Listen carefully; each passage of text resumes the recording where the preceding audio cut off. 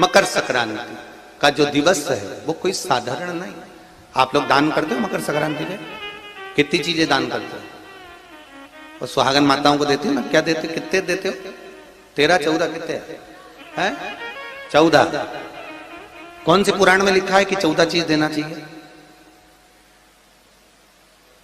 अरे बोलते जाओ जरा जल्दी जल्दी, बड़ी मुश्किल से तो पकड़ाई में आते हो तुम शिवरी नारायण वालों। 14 चीजें दान देना है। किस पुराण में लिखा है? कोई तुमसे पूछ सकता है तो महाराज आप कह सकते हो अग्नि पुराण में वर्णन आता है। कौन से पुराण में लिखा है? अग्नि पुराण में लिखा। देवऋषि नारद भगवान विष्णु के पास जाकर पूछते हैं, नारायण कृपा करिए। भगवान विष्णु ने पूछा क्या बात है, बोलिए देवऋषि नारद क्या चाहते, चाहते क्या हो वो बताओ। महाराज हमें इतना सा बता दो, शिव जी के यहां जाते हैं तो पहले उनके द्वारपाल से पूछना पड़ता है अंदर जाने के लिए। ब्रह्मा जी के यहां जाते हैं तो ब्रह्मा जी के द्वारपाल से पूछना पड़ता है। इंद्र के यहां जाते हैं तो इंद्र के द्वारपाल से पूछना पड़ता है। हम जितनी भी जगह जाते हैं तो कोई ना कोई द्वारपाल से हमें पूछना पड़ता है अंदर जाने के। भगवान देवऋषि नारद कह रहे हैं नारायण से कुछ ऐसी कृपा कर दो कि हमें किसी से आज्ञा लेना ही नहीं पड़े। भगवान विष्णु तो उनकी बात को बस थोड़ा सा सुने और अंदर चले गए। नारद जी को लगा हमारा तो कोई जवाब ही नहीं दिया। नारद जी वहीं पर टिक गए, खड़े रहे, नाम जाप करते। विष्णु वापिस आए और देवऋषि नारद से कहा एक काम करो, जब सूर्य मकर में प्रवेश करते हुए उत्तरायण की ओर जावे, उस घड़ी उस पल में देवऋषि नारद तुम 14 बार भगवान के नाम का, शिव नाम का दान दे दीजिए। भगवान नारायण के नाम का, राम नाम का, कृष्ण नाम का दान दे दीजिए। अब देखो यहां पर यह नहीं लिखा कि प्लास्टिक का डब्बा दो। समझ लेना जी हो अच्छे से कि लोगों ने दान को कितना भ्रष्ट कर दिया वो बताया जा रहा है। अग्नि पुराण में यह नहीं लिखा कि तुम प्लास्टिक की चाय की चन्नी दो 14, बाल्टी दो 14, या प्लास्टिक का डब्बा दो 14 है। यहां पर यह नहीं लिखा है कुछ भी हो।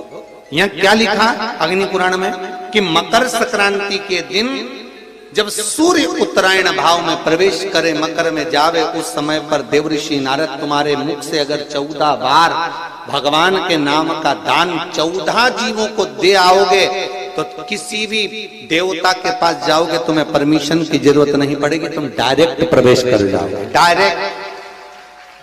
अब तुमको अगर वैकुंठ में डायरेक्ट प्रवेश करना हो तो बिना पूछे, तो उसके लिए कहा ही मकर संक्रांति पे दान दो।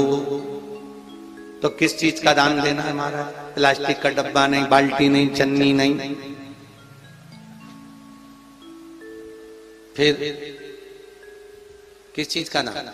तो कहा अगर देवर्षि नारद आप दान दे रहे हो तो 14 नाम का दान दीजिए। 14 जीवों को नाम का दान दे दो, भगवान के नाम का भजन करो। और अगर संसार के लोग दान दे तो किस चीज का? तो के अन्न से बड़ा कोई दान, अन्न से बड़ा कोई दान नहीं। अच्छा, कई लोग कहते हैं कि सूर्य की उत्तरायण का क्रम है, ये क्रम है, ये पूजन का क्रम है, तिल्ली के लड्डू का क्रम है, लड्डू बना लो तिल्ली का, इसका क्रम है। पर अगर स्कंद पुराण उठाओ तो स्कंद पुराण में अगर मकर संक्रांति के क्रम को यदि पढ़ोगे तो मालूम पड़ेगा कि पूरे वर्ष में एक दिन ऐसा था जिस दिन भगवान शिव और नारायण ये दोनों, इसलिए आज भी हिंदू धर्म में गुड़ के लड्डू तिल्ली के साथ मिलाते हैं। क्यों? उसका कारण कि शंकर और नारायण ये दोनों एक ही दिन, एक ही पल गंगा का स्नान करने के लिए जाते। एक भगवान शिव, देखिए कितना कितना हमारे हिंदू धर्म में एक एक तिथि का, एक एक बार का एक एक महत्व है, उसको समझिए। माता लक्ष्मी भगवान नारायण और भगवान शिव को स्नान के लिए गुप्त रूप से झांकती है। तो भगवान विष्णु ने तिरछी दृष्टि में माता लक्ष्मी को देखा, तिरछी दृष्टि। तो माता लक्ष्मी को देखकर भगवान विष्णु शिव जी को देखे तो शंकर भगवान ने कहा, नारायण हमने देख लिया, महारानी लक्ष्मी झांक रही है, हमने वर दे दिया कि लक्ष्मी का एक नाम गुप्त लक्ष्मी रहेगा, ये छुपी रहेगी। और आज मकर संक्रांति के दिन नारायण और शिव का दर्शन इस लक्ष्मी ने करा है। पर जो गुप्त लक्ष्मी का दान दे देगा उसके घर में कभी कोई बड़ी बीमारी प्रवेश नहीं करेगी। कैंसर जैसा रोग, किडनी और लीवर का रोग नहीं हो सकता। आज भी नियम है कि मकर संक्रांति के दिन एक लड्डू बनाया जाता है गुड़ और तिल्ली का, उसमें 1 का सिक्का, 2 का सिक्का या कोई लक्ष्मी उसमें फंसा दी जाती है और लड्डू को पैक कर कर किसी मंदिर में दान दे दिया जाता है। उसको कहते हैं गुप्त लक्ष्मी, जिससे घर में कोई बड़ी बीमारी प्रवेश न हो। वो केवल मकर संक्रांति को ही होता है। कहते हैं मकर संक्रांति है जिस समय पर कल सूर्य उत्तरायण आ जाए और पहले दिन उत्तरायण के दिन ही जब संध्या का समय होता है, शाम का समय होता है, महाराज संध्या का जो समय होता है शाम का, अगर कोई बच्चा पलंग पर बाथरूम करता हो, गंदगी करता हो, सारी औषधि कर ली, दवाई कर ली, और या बच्चा रात्रि को उठकर चिड़चिड़ करता हो या रोता हो रात भर, महाराज उसके लिए, या माता के स्तनों में बच्चे को पिलाने के लिए दूध ना आता हो उसके लिए, या बच्चा रुदन करता हो या बच्चा गंदगी करता हो उसके लिए, कल शाम के समय पर प्रथम दिन में जब भगवान उत्तरायण आ रहे हैं मकर राशि के अंतर्गत, तो शाम के समय पर मकर संक्रांति के दिन गुड़ को पानी में मिलाकर शिवजी पर लेपन कर दो, उसी हाथ को बच्चे को मंदिर के बाहर चटा दो महाराज, फिर वो पलंग पर कभी गंदगी नहीं करेगा महाराज। जिस नारी का स्तन में दूध नहीं आता हो बच्चों को पिलाने के लिए, उसको भी अगर चटा दिया जाए तो स्तन में दूध आना प्रारंभ हो जाए महाराज। जो बच्चा रात्रि को रोता हो, जाग जाता हो, उसको भी अगर वो हाथ चटा दिया जाए तो वो काम करता है महाराज। ये कल के दिन करके देखना, बाद में बताना जरूर हो।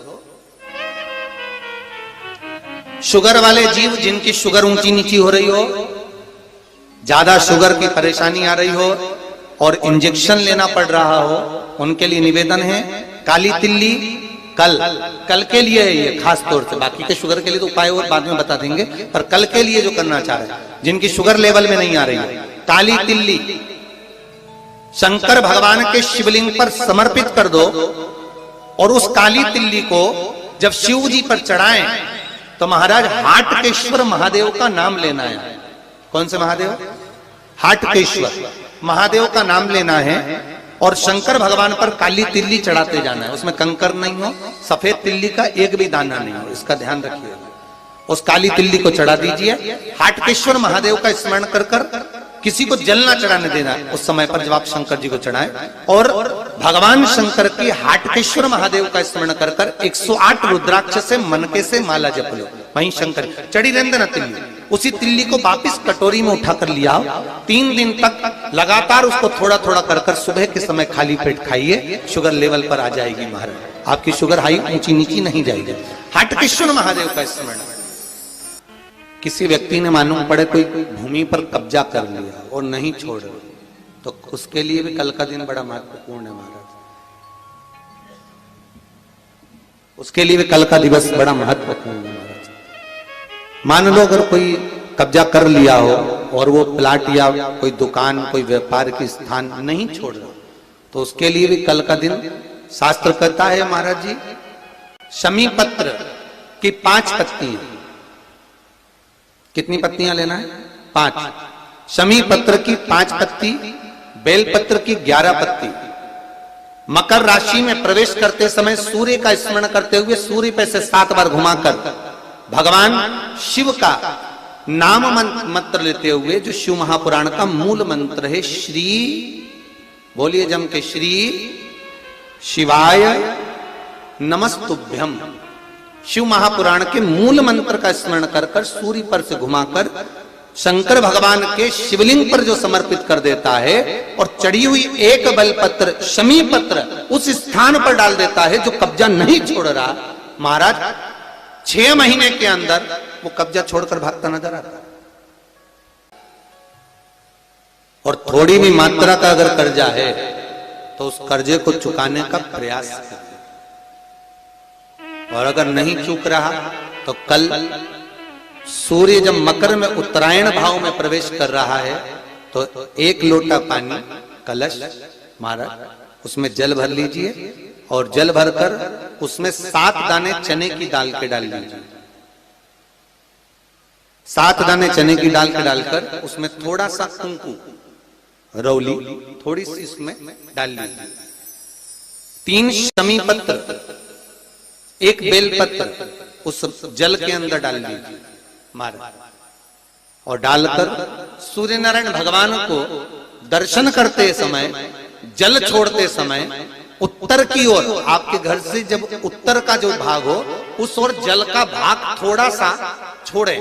आखिरी का बचा हुआ जो जल और बेलपत्र और शमी पत्र है एक साथ जब पूणे तो जितना अपने मन में भाव हो कि हमारा इतना कर्जा है बाबा वो चूक जाए, या कोई पैसे नहीं दे रहा है उसका भी स्मरण कर सकते हैं कि हमारा इतना रुपया लेना है, और वो जल शमी पत्र बेलपत्र उसी समय पर नीचे डाल देना, उसका छींटा थोड़ा सा अपने ऊपर लेकर प्रवेश कर महाराज।